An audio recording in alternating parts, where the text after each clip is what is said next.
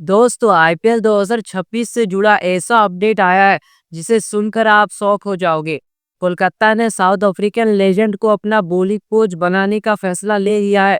वही केएल राहुल का कोलकाता ट्रेड को लेकर अपडेट आया है और फाइनली आरसीबी ने 84 दिनों बाद होस्ट किया है इंस्टाग्राम पर।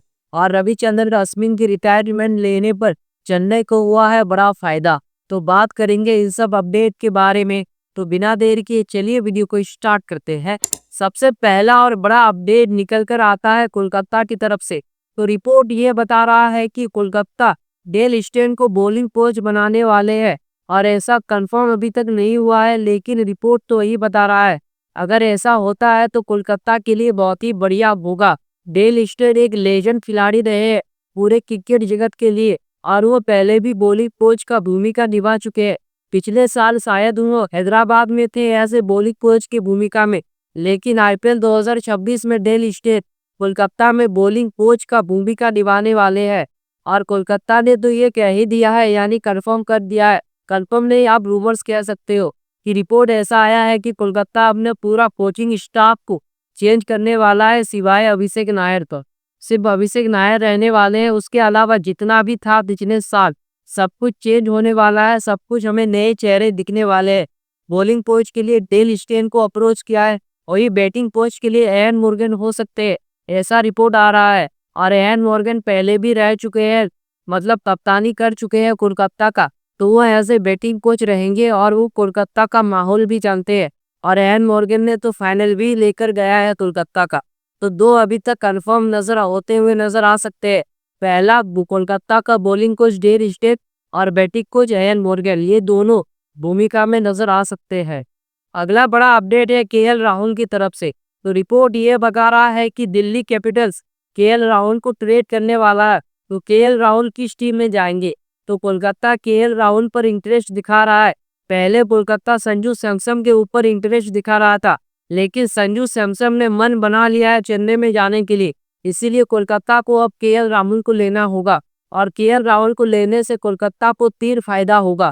पहला फायदा होगा कि उनको कप्तान मिल जाएगा, दूसरा एक विकेट कीपर और तीसरा ओपनर बैट्समैन। ये तीनों काम आराम से कर लेंगे केएल राहुल, इसीलिए कोलकाता उनको लेना चाहता है। तो क्या दिल्ली ट्रेड करेगा या फिर ऑल कैश डील?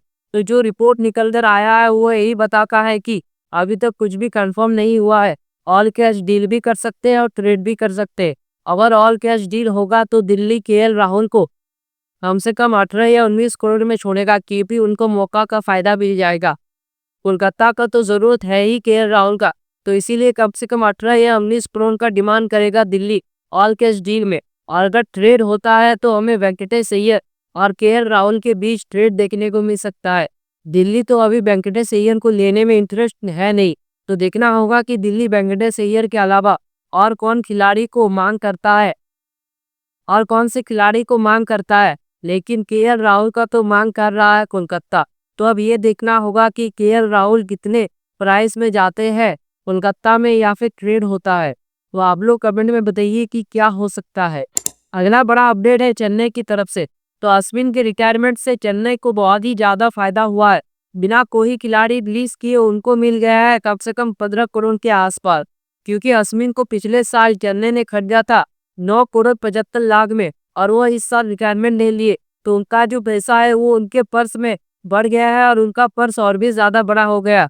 और पिछले साल का 5 करोड़, यानी टोटल होते हैं लगभग 15 करोड़ के आसपास। यानी चेन्नई बिना कोई खिलाड़ी रिलीज किए 14 करोड़ का बैलेंस बना लिया है। अगर और भी ज्यादा खिलाड़ी को रिलीज करता है तो चेन्नई अपने स्क्वाड को और भी ज्यादा मजबूत कर लेगा। और पिछला सीजन तो शुरू में उनका स्क्वाड बहुत ही खराब था, यानी प्लेइंग 11। लेकिन जैसे जैसे सीजन खत्म होते गया उसके बाद से चेन्नई का प्लेइंग 11 और भी ज्यादा मजबूत हो गया। रिप्लेसमेंट खिलाड़ियों के आने से चेन्नई का स्क्वाड मजबूत हो गया है। तो अगर वो ऑप्शन में आते हैं तो और कुछ बड़े खिलाड़ी को लेगा और उनका प्लेइंग 11 बहुत ही ज्यादा मजबूत हो जाएगा। अगला बड़ा अपडेट है फैंटेसी ऐप को लेकर। तो आप सभी को तो ये पता ही है कि फैंटेसी ऐप बैन हो चुका है, लेकिन उसके बाद से आईपीएल की टीमों को बड़ा झटका लग चुका है, यानी बहुत ही करोड़ों का नुकसान हुआ है। और ये कोई 1-2 करोड़ का नुकसान नहीं हुआ है, बल्कि 15,000 करोड़ का नुकसान हुआ है। मतलब बीसीसीआई का आप कह सकते हो, क्योंकि 5 आईपीएल ऐसी टीमें थे जिनका फैंटेसी ऐप स्पॉन्सर कर रहा था। उनके जर्सी में लगा हुआ था फैंटेसी ऐप का नाम, लेकिन बैन होने से उनका स्पॉन्सर हट गया है। तो ये एक हिसाब से ठीक ही हुआ है, नुकसान हुआ है लेकिन ठीक हुआ है, क्योंकि इससे हमारा युवा पीढ़ी गलत दिशा में जा रहा था। तो जो सरकार ने इस बार फैसला लिया है फैंटेसी ऐप को बैन करके, वो बहुत ही बढ़िया फैसला लिया। मैं उनके साथ हूँ। अगला बड़ा अपडेट है आरसीबी फैंस के लिए की जो की खुशखबरी है। तो आप सभी को तो पता ही है कि ट्रॉफी जीतने के बाद आरसीबी के साथ क्या हुआ था और कितना ही ज्यादा विवाद हो गया था। लेकिन फाइनली 84 दिनों बाद आरसीबी ने इंस्टाग्राम हैंडल पर पोस्ट कर दिया है। उनको कोर्ट से परमिशन मिल गया है इंस्टाग्राम पेज को एक्टिव करने के लिए। तो ये बहुत ही बड़ा खुशखबरी है कि 84 दिनों बाद उन लोगों को परमिशन मिल गया है, मतलब अभी मामला सब ठीक है। तो आप लोग सभी कमेंट में बताइए कि कौन सा न्यूज़ आपको सबसे बढ़िया लगा। तो ऐसे ही वीडियो देखने के लिए वीडियो को लाइक, चैनल को सब्सक्राइब। मिलते हैं नेक्स्ट वीडियो में। जय हिंद।